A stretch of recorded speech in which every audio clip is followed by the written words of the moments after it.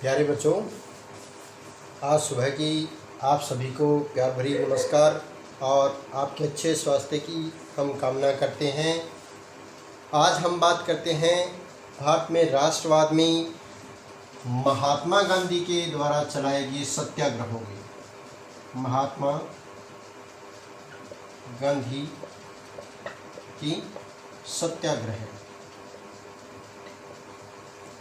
यानी जिन सत्याग्रहों के आधार पर जो शून्य वज्ञ आंदोलन चलाए गए थे या आगे के जो आंदोलन चलाए गए थे उनकी जो नींव पड़ी थी वो क्या है, इन किन से पड़ी थी? वो पड़ी थी सत्याग्रहों के द्वारा, यानी सत्य के लिए आग्रह। और वो किसके साथ साथ हिंसा को छोड़कर अहिंसा के मार्ग पर चलते हुए शांति और सद्भाव के साथ जो प्रयत्न किए जाते हैं उनको क्या बोलते हैं? सत्याग्रह बोला जाता है। इसकी शुरुआत जब करते हैं तो 1915 के अंदर महात्मा गांधी दक्षिणी अफ्रीका से लौटे थे। दक्षिणी अफ्रीका, वहाँ से वो भारत लौटे थे और 1915 में भारत में आने के बाद उन्होंने पूरे एक वर्ष के दौरान पूरे भारत का भ्रमण किया था। पूरे भारत का भ्रमण किया। भ्रमण का मतलब क्या है? विभिन्न जो क्षेत्रों के अंदर जाकर भारतीय जो मजदूर थे, किसान थे और भारतीय जो जनता थी उसकी विभिन्न परिस्थितियों के बारे में उन्होंने जो है जाना था। और इसके साथ साथ 1916 के अंदर 1916 में उन्होंने अहमदाबाद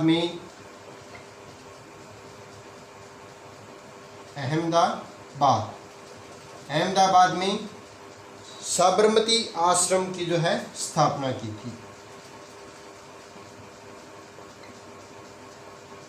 साबरमती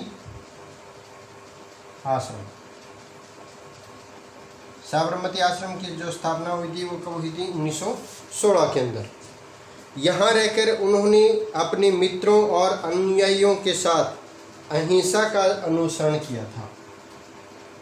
अहिंसा का जो है अनुसरण किया और इन्होंने संघर्ष की अपनी जो विधि के साथ प्रयोग करने का आरंभ किया था वो किसके साथ किया था? अहिंसा के साथ पर। और वो उनका मानना था कि अहिंसा के मार्ग पर जो चलकर है सब कुछ हासिल किया जा सकता है। तो इनके पहला जो सत्याग्रह था वो था चंपारण सत्याग्रह। चंपारण सत्याग्रह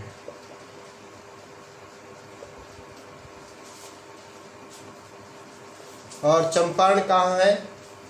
बिहार में। सबसे पहले गांधी जी ने जो सत्याग्रह का अपना पहला जो आंदोलन चलाया था वो आंदोलन था चंपारण जिले में चला था 1916 के अंदर।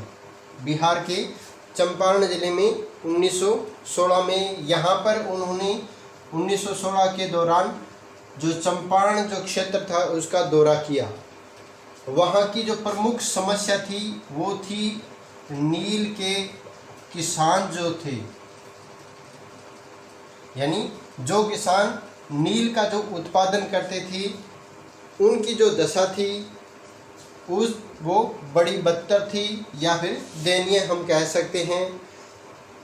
यहाँ के जो किसानों का नील का जो उत्पादन किया जाता था उन पर जो यूरोपीय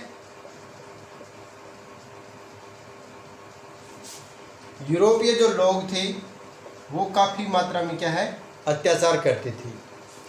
किसान जो होते थे उन्हें अपनी भूमि का 3/20 भाग यानी 1/4 जो भाग है उस पर नील का जो है उत्पादन करना होता था।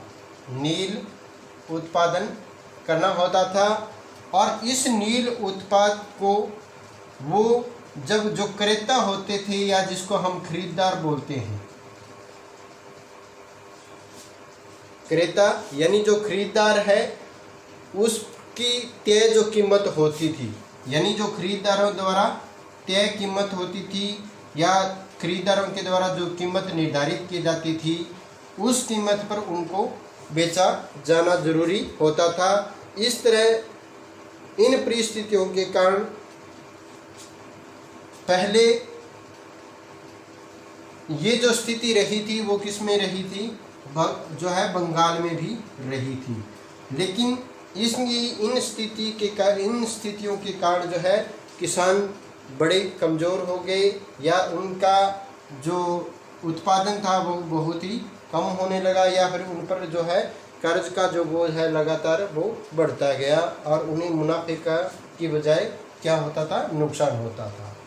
अब इसी प्रकार का जो अत्याचार होता था वो बंगाल में भी हुआ था, लेकिन यहाँ 1859 यानी 1859-61 के दौरान जो एक बड़े विद्रोह के द्वारा क्या है किसानों की नील संबंधी जो समस्या थी वो समाप्त हो गई थी, या वहाँ उन्होंने नील के उत्पादन से जो मुक्ति पा ली थी। गांधी जी ने जो दक्षिणी अफ्रीका के संघर्षों की कहानी को सुनकर जो चंपारण में वहाँ चंपारण के जो किसान थे उन्होंने उनको निमंत्रण के लिए जो है आग्रह किया, और गांधी जी ने अपने जो साथ विभिन्न जो अनुयायी थे, जिसमें से राजेंद्र प्रसाद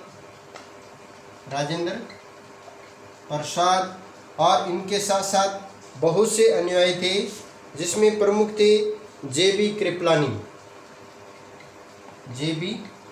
कृपलानी और बहुत से जो नेता थे, महादेव जो देसाई थे। इन तीनों का नाम जो है प्रमुख तौर से लिया जाता है महादेव देसाई।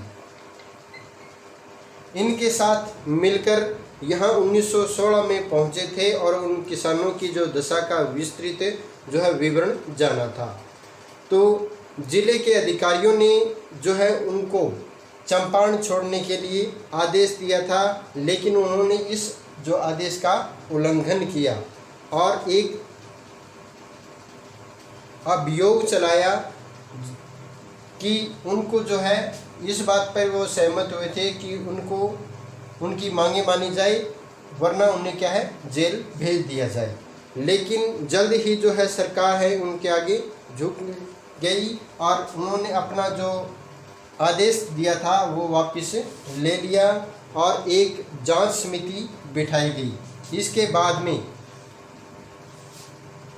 जांच समिति जो है बिठाई गई थी, तो किसान की जो समस्याएं थी, नील संबंधी जो उत्पादन की जो समस्या थी वो उनके द्वारा जो है दूर कर दी गई थी, या उन्होंने इस से पूर्णतः मुक्ति पा ली थी। तो ये जो सत्याग्रह हुआ था, चंपारण जो सत्याग्रह था, सबसे पहले जो हुआ था उनकी ये सबसे पहली जो आंदोलन की जीत थी। इसके साथ साथ दूसरा था खेड़ा सत्याग्रह।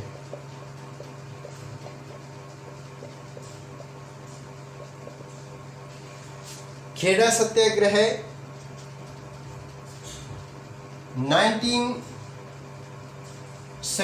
1917 के दौरान, खेड़ा कहाँ पर पड़ता है? गुजरात में। 1917 के दौरान जो यहाँ के जो किसान थे उनकी जो फसलें थी वो क्या है नष्ट हो गई थी, फसल नष्ट हो गई थी और सरकार ने क्या है फसल नष्ट होने के बावजूद भी उनसे क्या है लगान जो है चुकाने के लिए उनको मजबूर किया, यानी लगान चुकाने के लिए वो उन पर दबाव डालते रहे। इसके कारण परंतु वहाँ जो लगान दिया जाता था तो किसान जिस लगान को चुकाने में असमर्थ थे, वहीं पर जो सरकार थी वो किसानों से पूरा जो है लगान वो लेने के लिए उन पर दबाव डाल रही थी। लेकिन गांधी जी ने किसानों का क्या है साथ दिया और उन्होंने किसानों के परामर्श के बाद लगान में छूट जो मिली उससे पहले उन्होंने क्या किया था, गांधी जी ने उनको ये सुझाव दिया था कि जब तक सरकार न माने उनको लगान जो है वो चुकाना बंद कर दी। तो इसके बाद में जब समाचार जो है सरकार को मिला तो सरकार ने क्या है विवश होकर ये आदेश दिया कि जो किसान लगान चुकाने के अंदर जो समर्थ है वही जो किसान है वो इसको लगान चुका सकता है, जो असमर्थ है वो लगान न चुकाए। तो इस प्रकार के है उन्होंने अपना जो संघर्ष है उस दौरान जो है वापस ले लिया था। इसके बाद में बात करते हैं अहमदाबाद की।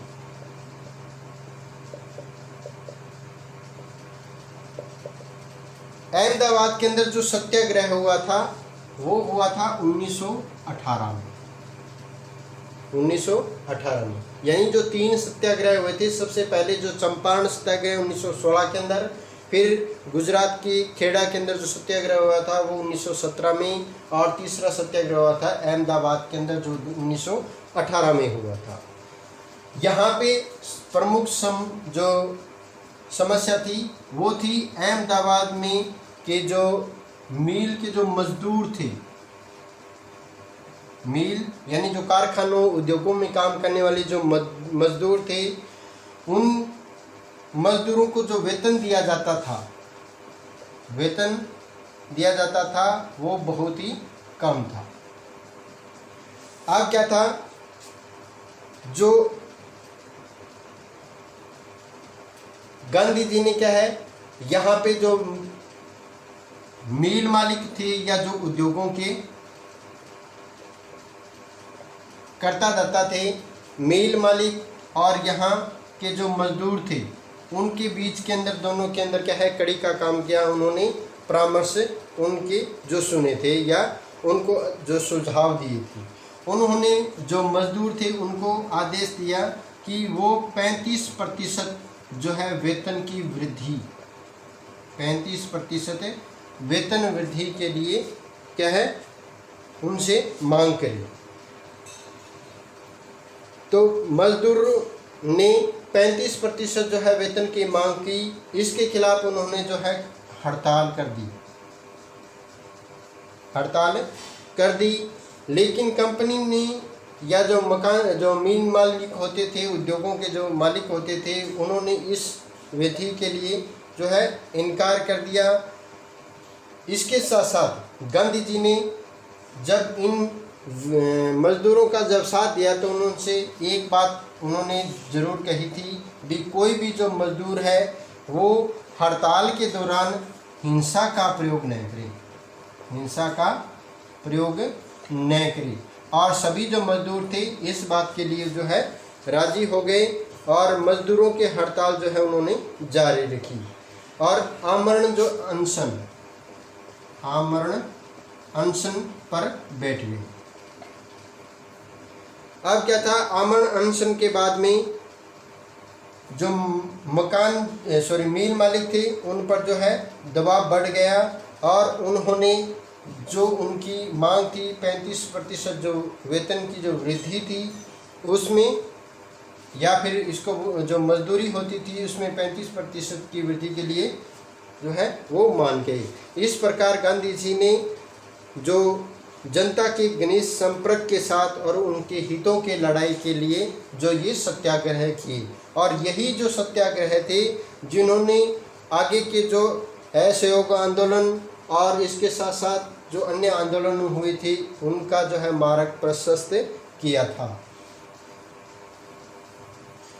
तो ये थे आज के हमारे यानी गांधी जी द्वारा चलाए गए जो सत्याग्रह थे, जिन्होंने आगे के आंदोलनों को सफलता बनाने में महत्वपूर्ण योगदान दिया था। इसके बाद में हम चर्चा करेंगे महात्मा गांधी के द्वारा जो चलाए गए आंदोलन थे, जिसमें असहयोग आंदोलन, सविनय अवज्ञा आंदोलन क्या था और यह कब तक किस प्रकार चला था, उसकी प्रगति के बारे में हम चर्चा जो है नेक्स्ट वीडियो में करेंगे। Thank you.